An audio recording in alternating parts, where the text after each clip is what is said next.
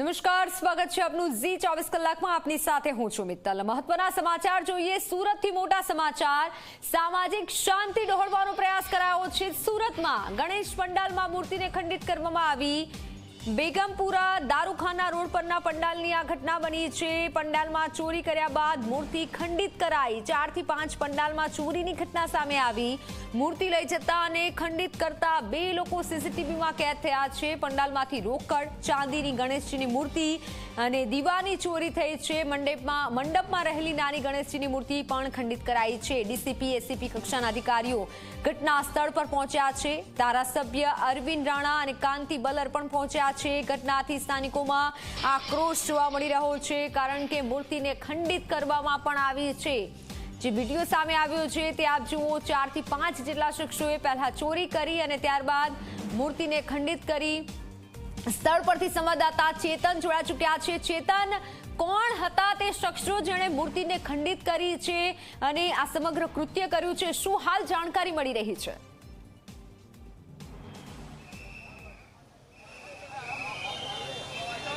જી બિલકુલથી જે ઘટના છે તે સુરતના બેગમપુરા વિસ્તારમાં આવેલા દારૂખાના રોડ પર છે, જ્યાં ગણેશ પંડાલોમાં જે રાત્રિ દરમિયાન જે પંડાલો છે તે પંડાલોમાં ચોરી કરવામાં આવી હતી। તસ્કરો દ્વારા જે મંડપ હતો તે મંડપમાં ઘૂસ્યા હતા। ત્યારબાદ ચાંદીની ગણેશની મૂર્તિ, આ ઉપરાંત જે દીવા હતા તે દીવાની પણ ચોરી કરવામાં આવી હતી। આ સાથોસાથ જે ગણેશ મૂર્તિ છે તેને પણ ખંડિત કરવામાં આવી હતી। જે રીતે આ ઘટના સામે આવી હતી ત્યારબાદ લોકોમાં રોષની લાગણી જોવા મળી રહી છે। બેન, જે રીતે મૂર્તિ ખંડિત કરવામાં આવી છે, શું કહેશો?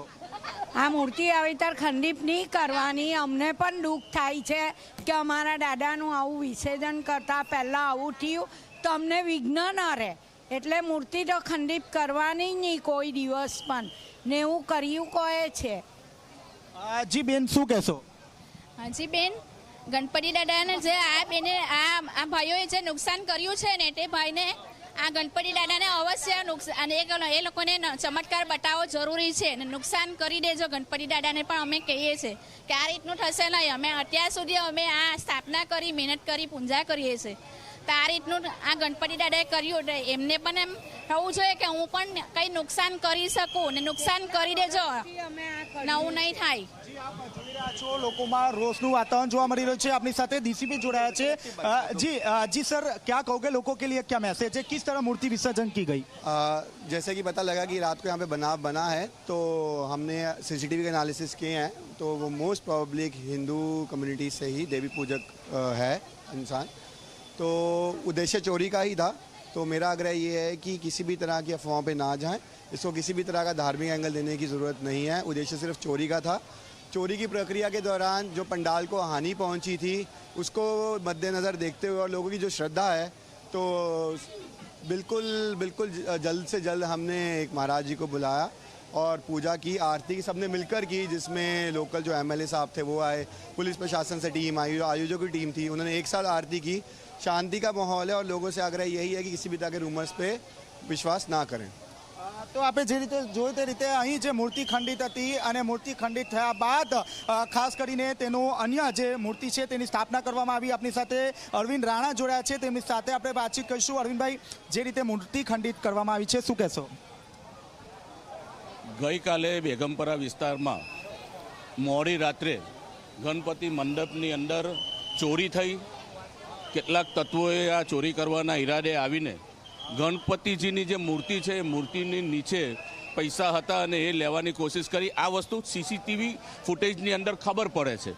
અમને જ્યારે માહિતી મળી અમે પોલીસને જાણ કરી। તાત્કાલિક પોલીસના તમામ જે ઉચ્ચ અધિકારીઓ છે તે પણ આવી ગયા છે સ્થળ ઉપર, અને અહીંયાના સ્થાનિક અમારા ધારાસભ્ય આદરણીય શ્રી કાંતિભાઈ બલર પણ અહીંયા આવી ગયા છે, અમારા સ્થાનિક કોર્પોરેટરો પણ આવી ગયા છે, અને વિધિ વિધાન પ્રમાણે આ ગણપતિજી નાની જે મૂર્તિ હતી એને વિસર્જિત પણ અત્યારે કરવા જઈ રહ્યા છે।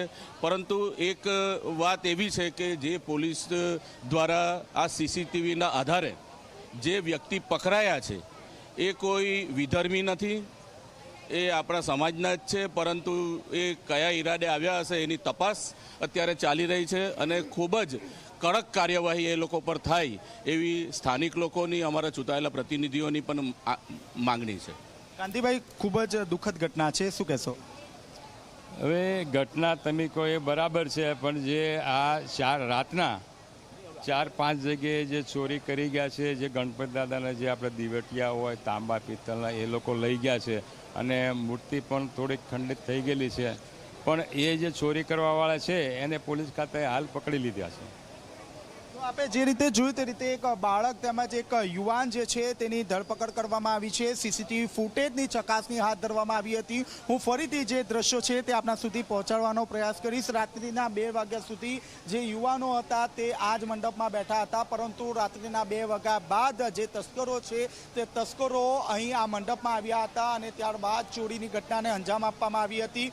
એક નહીં પરંતુ 4 ગણેશ પંડાલોમાં તેઓ દ્વારા ચોરીને અંજામ આપવામાં આવી છે. આપ જોઈ શકો છો હાલમાં જે રીતે મૂર્તિ ખંડિત કરવામાં આવી હતી, ત્યારબાદ નવી જે મૂર્તિ છે તે તાત્કાલિક ધોરણે અહીં સ્થાપના કરવામાં આવી છે. પૂજા અર્ચના પણ કરવામાં આવી છે. જે મહિલાઓ છે તે મહિલાઓમાં પણ રોષ જોવા મળી રહ્યો છે. આપણે મહિલાઓ સાથે વાતચીત કરવાનો પ્રયાસ કરીશું. બેન, નવી મૂર્તિની સ્થાપના કરવામાં આવી છે, શું કહેશો? શું કહેશો, કેટલી દુઃખદ ઘટના છે, મૂર્તિ ખંડિત કરી છે? મૂર્તિ ખંડિત થઈ કેટલો અમને જીવ બળે છે, રડવું આવે છે. અમારા મોલ્લામાં આવું થાય તો અમને કેટલું એ થાય. આવું થવું જે ભગવાનની ચોરી કરે કેવાય એ કહેવાય. અમારા આપણા સમાજમાં દર વર્ષે આ વસ્તુ થાય છે કે આપણા ગણપતિમાં જ નુકસાન થાય છે.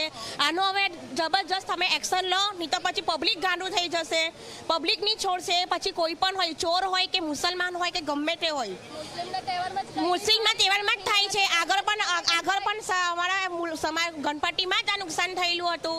દર વર્ષે અમારા ભગવાનને કેમ નુકસાન થાય છે? શું અમે કંઈ ગુનો કરીએ છીએ? આ ગણપતિ છે ને તે અમારે બહુ આમ શુભ કહેવાય. અમારા બધા વિઘ્ન હરતા છે ને આવું થાય એટલે અમને બહુ આમ રડવા જેવું થઈ જાય. અમારા તહેવાર બહુ મોટો કહેવાય. હવે આ કોણે આવું કર્યું એની સમજ નથી અમને. હવે જો જેને કર્યું હશે ને તેને પોલીસમાં એને વિમાન પર જ લેવા પડશે. કે આપ જોઈ રહ્યા છો લોકોમાં રોષ જોવા મળી રહ્યો છે. બેન, શું કહેશો? હવે જે પીધેલા હોય એવું મુસલમાનો તો અમને કહેતા જ નથી, પણ હવે નુકસાન કોણ કરે? જેને પીવાના પૈસા પણ નહીં હોય તો એ પીવા માટે પણ કોઈ કરી શકે. એટલે એમને મુસલમાનો તો કોઈ કહી નથી શકતું ને કે મુસલમાન કરે, એવું તો આપણે કહેતા જ નથી. હવે જી આપ જોઈ રહ્યા છો અહીં જે લોકો છે તે લોકોમાં રોષ જોવા મળી રહ્યો છે. એસીબી ડીસીપી કક્ષાના તમામ જે અધિકારીઓ છે તે અહીં પહોંચી ગયા છે. હું ફરીથી આપને જે દ્રશ્યો છે તે બતાવવાનો પ્રયાસ કરીશ. અહીં જે મૂર્તિ છે તે મૂર્તિની સ્થાપના કરવામાં આવી હતી. અહીં ચાંદીની જે મૂર્તિ છે તે મૂકવામાં આવી હતી. બાદમાં જે પિત્તળનો જે દીવો છે તે પણ મૂકવામાં આવ્યો હતો. રાત્રિના 2 વાગ્યા બાદ જે તસ્કરો છે તે અહીં આવે છે અને આ તમામ જે વસ્તુ છે તેની ચોરી કરીને ભાગી છૂટે છે. આ ઉપરાંત જે નાની મંગલ મૂર્તિ છે તે પણ ખંડિત કરવામાં આવી હતી.